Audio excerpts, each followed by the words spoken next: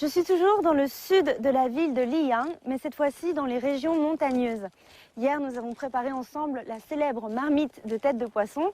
Et aujourd'hui, pour découvrir d'autres spécialités locales, je suis venue rencontrer le chef Yu Chunjiang, avec qui nous avons rendez-vous à l'hôtel Yushui Hidden Villa.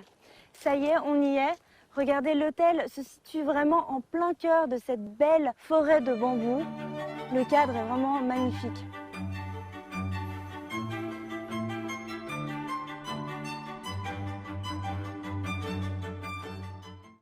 Bonjour, je m'appelle Yu Chunjiang, je viens de la province du Jiangsu. Je travaille actuellement en tant que chef cuisinier. J'exerce le métier depuis plus de 20 ans. Je suis né dans le Jiangsu, dont les produits abondants me donnent beaucoup d'inspiration pour mes créations culinaires. J'espère que mes plats apporteront plus de bonheur aux clients. Bonjour monsieur. Bonjour Medina. Je vous rencontre enfin, enchantée. Je vois que vous avez déjà préparé les ingrédients.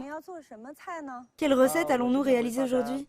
Je vais te présenter deux mets traditionnels de Liyang. L'un est le Jagan, l'autre est le riz noir de Liyang. Le premier est le Jagan. Oui, Qu'est-ce que c'est? Je ne connais pas. c'est un plat célèbre transmis depuis des millénaires. Il est à base de 5 ingrédients. Le foie de porc, le porc entrelardé, l'intestin grêle de porc, la pousse de bambou séché et le tofu frit. Le nom Jagan a-t-il une signification particulière? Dans le dialecte de Liyang, Jagan est un homonyme du mot Zagu qui signifie être mandarin. Dans les temps anciens, si les gens issus des familles paysannes voulaient changer leur destin et monter dans l'échelle sociale, ils devaient devenir fonctionnaires. Donc ce mot exprimait leur souhait d'obtenir les meilleures notes aux examens impériaux et d'avoir une vie meilleure. Saku. Tout à fait. Bien. Alors, commençons. D'accord. D'abord, je vais m'occuper de la viande et du foie de porc. Voilà un morceau de viande en marbre. Il faut placer la peau vers le bas, car c'est plus facile de le couper ainsi. Quelle épaisseur doivent avoir les tranches? Une épaisseur d'environ 5 mm. Maintenant, c'est au tour du foie. Il suffit de le couper en tranches comme avec la viande entrelardée. Avant de ficeler les ingrédients, on met une tranche de porc entrelardé, une tranche de pousse de bambou séché, une tranche de foie de porc et un morceau de tofu frit. Pour finir, on ficelle avec un morceau d'intestin grêle de porc blanchi. Dans quel ordre faut-il placer les ingrédients? La tranche de pousse de bambou séché doit être placée entre la viande et le foie, parce qu'elle en absorbera la graisse et gagnera en goût. C'est comme nouer des lacets de chaussures? Un nœud simple suffit, puis on coupe avec un couteau. Je peux essayer d'en faire un? Oui, bien sûr. Je t'ai apporté des gants jetables. Merci. Ça y est. D'abord une tranche de porc. On peut la mettre dans n'importe quel sens, n'est-ce pas? Et puis une tranche de pousse de bambou. Oh, il faut d'abord placer l'intestin grêle. Ensuite le tofu frit. Non, le foie de porc. Oh, je me suis trompée. Bien, ajoute le tofu frit. Du tofu frit. Comme ça ressemble à un sandwich. Ok, c'est bon. Je rajuste un peu. Et puis on fait le nœud de cette façon, à ton tour. Ça glisse. C'est pas facile. Tire plus fort, mais pas trop. L'intestin grêle se resserrera pendant la cuisson. Très bien, encore un peu plus. Il ne va pas se déchirer? Non, il est très résistant. Je coupe. Voilà, c'est très joli. C'est tout à fait ça. C'est fini? Regardez mon œuvre. C'est beau, non? Nous pouvons en faire plus.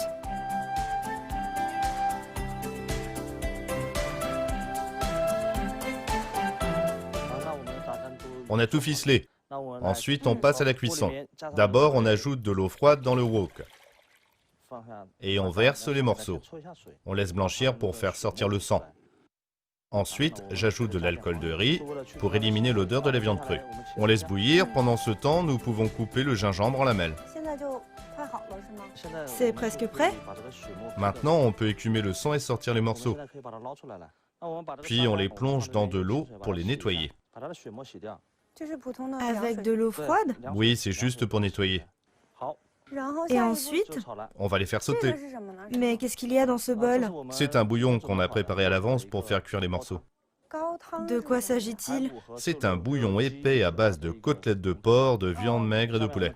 Ensuite, on allume le feu. Notez qu'il faut utiliser du saindoux pour préparer ce plat. On le met d'abord. Oui, le saindoux est mélangé à l'huile de colza. Lorsque c'est chaud, on ajoute les lamelles de gingembre, les piments et les ciboules. On fait sauter. On met les ciboules comme ça, sans les hacher? Pas besoin, ce sera plus pratique pour les retirer. Cette étape dure combien de temps? On remue jusqu'à ce que ça sente bon.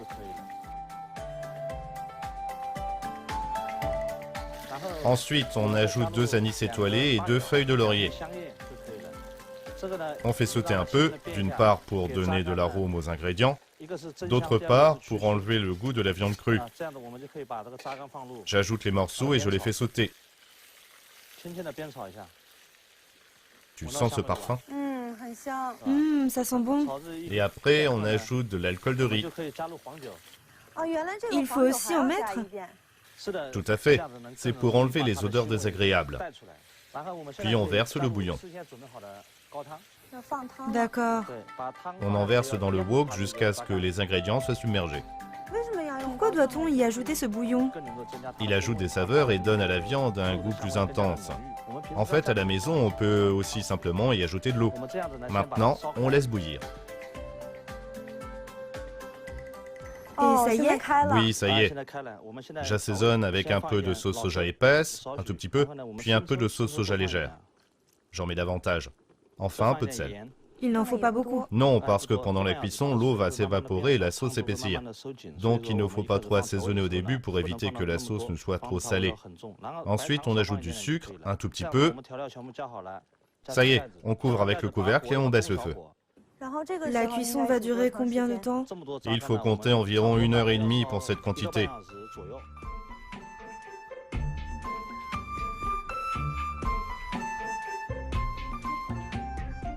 C'est bon, on a attendu le temps qu'il faut et le plat est presque prêt. On va faire réduire la sauce. On augmente le feu. Regarde, la sauce s'épaissit et fonce. Ça sent déjà très bon. Tout à fait. Maintenant, on peut dresser. Ça fait beaucoup quand même. Oui. Je pense qu'après en avoir mangé 2, je ne pourrai plus rien avaler. En général, pour une fille, un seul morceau suffit. Ah bon? Oui, avec du vin, ça sera parfait. Pour finir, on réduit la sauce à grand feu. On remue.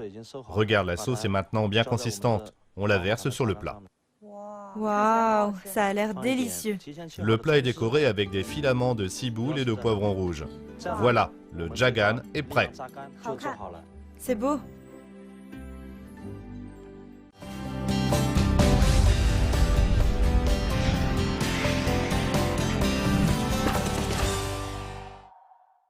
Maintenant, on va faire la deuxième recette, le riz noir de Liyang.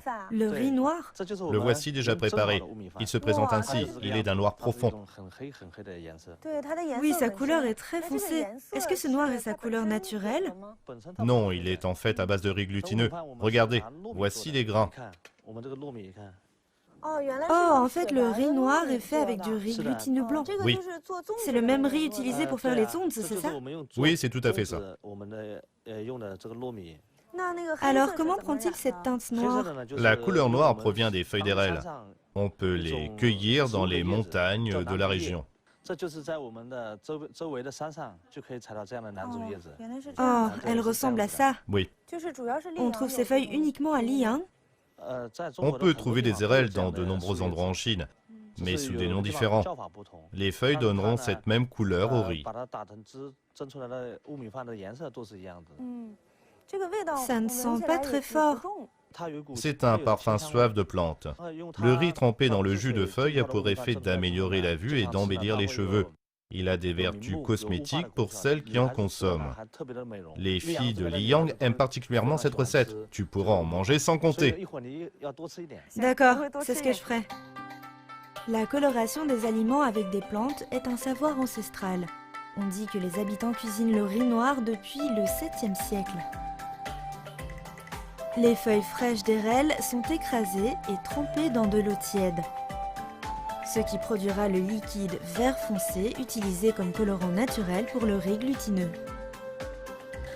Regarde, le jus est vert foncé. C'est en mettant les feuilles écrasées dans de l'eau qu'on obtient cette couleur. C'est vraiment vert foncé. Ensuite, je vais te montrer comment transformer du riz blanc en riz noir. D'accord. Voici donc les grains de riz. Ils sont blancs comme neige. Maintenant, je vais les mettre dans le jus. Le riz va l'absorber. Oui, Alors combien de temps faut-il faire tremper ce riz? généralement pendant une nuit, 12 heures environ. Et après, il aura cette couleur? Oui, regarde, c'est du riz glutineux qu'on a fait tremper. D'accord. Il est vert foncé. Oui.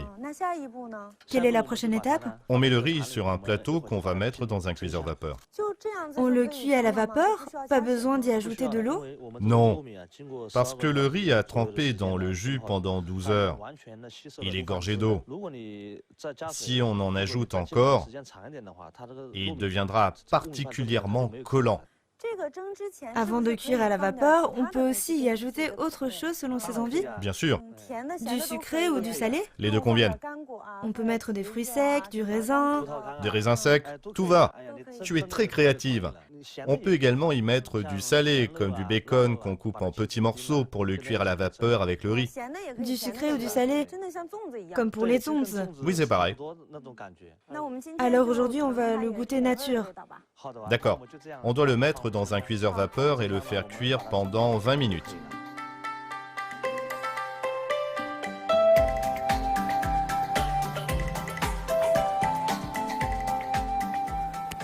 Le riz noir est cuit. Maintenant, on peut dresser le plat. On voit qu'il est collant. Oui, parce que c'est du riz glutineux. Il est très collant après la cuisson à la vapeur. J'ai placé une feuille de lotus au fond du panier. Celle-ci a également un léger parfum. Il faut bien le présenter. Voilà, le riz noir de Liyang est prêt. On le sert avec une assiette de sucre. D'accord, je suis impatiente de goûter à nos deux plats d'aujourd'hui. Merci de nous avoir présenté ces recettes spéciales de Liyang. Je suis très heureux de pouvoir te faire goûter à la cuisine traditionnelle de Liyang. Et j'invite nos téléspectateurs à venir visiter la région. Je vous attends.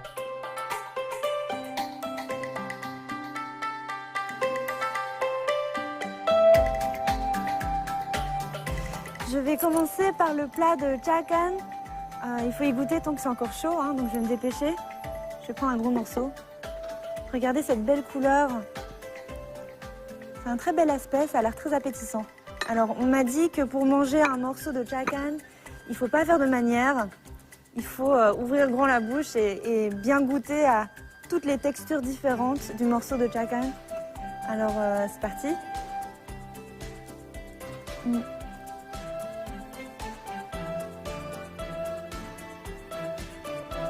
Il y a un mélange de textures différentes. Donc le morceau de viande entrelardée et le morceau de tofu sont très tendres. Et puis il y a la texture plus croquante de la pousse de bambou et du foie de porc. Il paraît que ces deux plats se marient super bien. Donc je vais goûter au riz. Ah, c'est vraiment très collant. C'est dur de se servir. Puis je vais faire comme le chef Yu m'a dit de faire. Je vais tremper le riz dans un peu de sucre.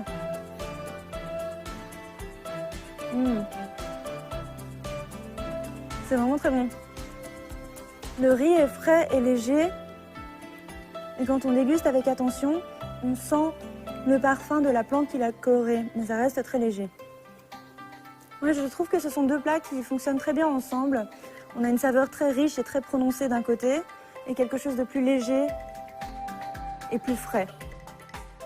Voilà, aujourd'hui on a eu la chance de découvrir ces deux plats typiques de Liyang et je vous retrouve au prochain épisode pour goûter à d'autres spécialités de la région.